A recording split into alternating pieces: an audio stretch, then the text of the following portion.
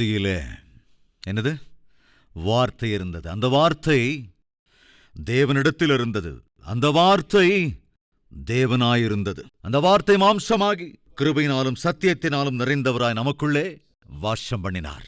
அந்த வார்த்தை தான் ஆண்டவராகிய இயேசு கிறிஸ்து. அந்த வார்த்தை தான் மனிதர்களுக்குள் மாற்றத்தை கொண்டு வரும்.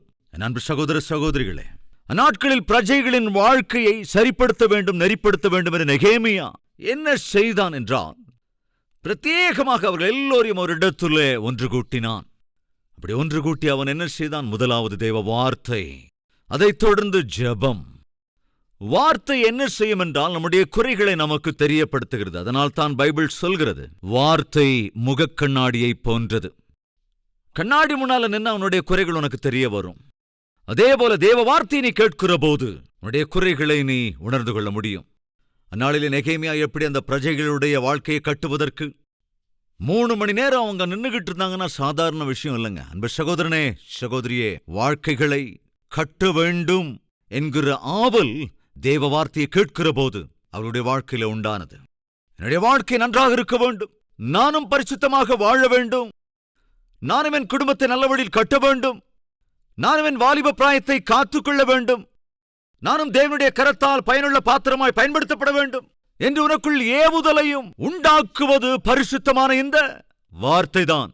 இந்த வார்த்தையை கேட்கிற போது உனக்குள்ள என்ன நடக்கிறது என்றால், நீ பட்டினி இருப்பாய், உன்னை பிரத்யேகப்படுத்திக் கொள்வாய், மனஸ்தாபப்படுவாய். தேவனுடைய வார்த்தை என்ன செய்யும் என்றால், உனக்குள் இருக்கிற உன் பாவங்களை வெளிப்படுத்தும், உன்னை மனஸ்தாபப்பட்டு அறிக்கையிடுதலுக்கு வழிநடத்தும், உன்னை தனித்துவப்படுத்தும், உன்னை பரிசுத்தப்படுத்தும். இன்னைக்கு ஆண்டவர்கிட்ட கேட்கிறீங்களா, ஆண்டவரே பெரிய வீடு கட்டிட்டேன், நல்ல வீடு கட்டிட்டேன், ஒரு நல்ல கார் வாங்கிட்டேன், நல்ல உத்தியோகம் கிடைச்சிருக்கு, ஆனால் இவைகளெல்லாம் பெற்றுக்கொண்ட நான் என்னுடைய வாழ்க்கை சரியா இல்ல ஆண்டவரே. அப்ப என்ன பிரயோஜனம்? எவ்வளவு பணம் இருந்தாலும், எவ்வளவு பேங்க் பேலன்ஸ் இருந்தாலும், எந்த அந்தஸ்துல எந்த பதவியில நீ இருந்தாலும், உன்னுடைய வாழ்க்கை சரியில்லைன்னா என்ன பிரயோஜனம்? அந்த நெகேமியா கவனித்தான். பட்டணத்தை கட்டிவிட்டேன், பிரகாரங்களை எழுப்பிவிட்டேன், பிரஜைகளின் பிழைப்பு மாத்திரம் நன்றாக இல்லையே. முதலில் இவர்கள் வாழ்க்கை சரியாக வேண்டும். வாழ்க்கையை சரிப்படுத்த நெறிப்படுத்த வேண்டுமென்றால் அது தேவனுடைய வார்த்தை மட்டும்தான். எனவே இவர்கள் எல்லோரையுமே கூட வார்த்தையை கேட்கும்படி ஒன்று சேர்க்க வேண்டும், உற்சாகப்படுத்த வேண்டும், வார்த்தையை கேட்க பண்ண வேண்டும் என்று சொல்லி அவர்கள் எல்லோரையும் ஒரு இடத்திலே கூட்டினான். அவர்களுக்குள் உணர்த்தினான், உற்சாகப்படுத்தினான். பிரத்யேகமான தேவ செய்திகளை கேட்கும்படி அவன் செய்தான். உபவாசிக்கும் விதத்துல, பிரத்யேகப்படுத்திக் கொள்ளும் விதத்துல, பாவத்தை அறிக்கை செய்யும் விதத்துல பரிசுத்த ஆவியானவர் அந்த பிரஜைகளை ஆயத்தப்படுத்தினார். இந்த நம்மத்தில் யாராவது இருக்கீங்களா? உலக பிரகாரமான விஷயங்கள் எல்லாம் நான் ரொம்ப நல்லாவே இருக்கிறேன், ஆனால் ஆவிக்குரிய விஷயங்களிலே நான் அதிக பலவீனத்தோடு இருக்கிறேன். ஏனென்றால் என்னுடைய வாழ்க்கையை சாத்தான் ஆட்கொண்டிருக்கிறான். சாத்தான் மனிதர்கள் ஆட்கொண்டிருக்கின்றார்கள். என் மீது அவர்கள் அதிகாரம் செய்கிற விதத்திலே நான் அவர்களுக்கு இடம் கொடுத்து விட்டேன். இன்று நான் அவர்களுக்கு அடிமையைப் போல இருக்கிறேன், கட்டப்பட்டு கிடக்கிறேன். வாழ்க்கை சந்தி சிரித்து இந்நாளிலே பயங்கரமான ஒரு வாழ்க்கையை வாழ்ந்து கொண்டிருக்கிறேன். இருந்தாலும் இன்று என்னோடு என் தேவன் பேசியிருக்கிறார். எவ்வளவு கெட்டு போயிருந்தாலும் கூட நான் சரி செய்கிறேன், உன் வாழ்க்கையை நெறிப்படுத்துகிறேன் என்று தேவன் எனக்கு வாக்கு பண்ணுகிறார். அதே சமயத்திலே என் குடும்பத்தை கட்டிக்கொள்ள வேண்டும் என்றாலும், என்னுடைய வாழ்க்கையை சரி செய்து கொள்ள வேண்டும் என்றாலும், தேவன் விரும்புகிற வகையிலே நான் வாழ வேண்டும் என்றாலும் வார்த்தைக்கு மதிப்பு தர வேண்டும். ஜெப வாழ்க்கையை நான் கட்டிக்கொள்ள வேண்டும்.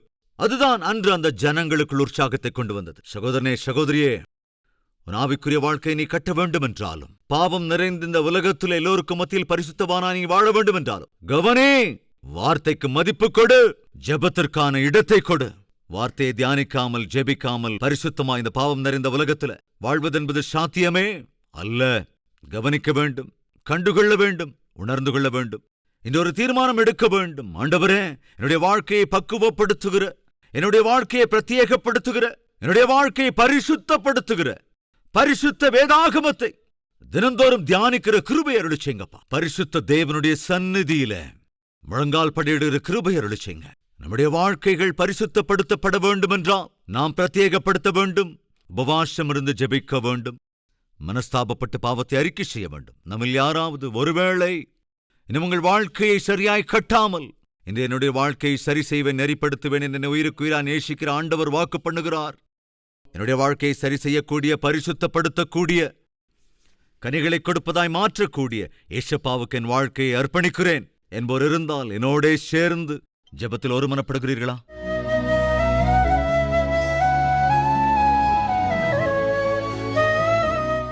மகா பரிசுத்தமும் அன்பும் நிறைந்த பிதாவே, தெளிவாய் திட்டவட்டமாய் இன்றும் எங்களோடு பேசியதற்காக நன்றி ராஜா. நெகேமியா அற்புதமான ஆவிக்குரியவன். பட்டணத்தை நிர்மாணித்தான், பிராகாரங்களை கட்டி எழுப்பினான். பிரஜைகளின் வாழ்க்கை மாத்திரம் கட்டப்படாமல் இருக்கும் என்றால், ஐயோ, கட்டப்பட்ட பட்டணமும் பிராகாரங்களும் என்னவாகும்? பட்டணங்களை விட, பிராகாரங்களை விட ஜனங்களின் வாழ்க்கை கட்டப்படுவதுதான் மிகவும் முக்கியமானது என்று நெகேமியா உணர்ந்து கொண்டதால் தான் அவர்கள் வாழ்க்கையை கட்டக்கூடியது உம்முடைய வார்த்தை மாத்திரமே.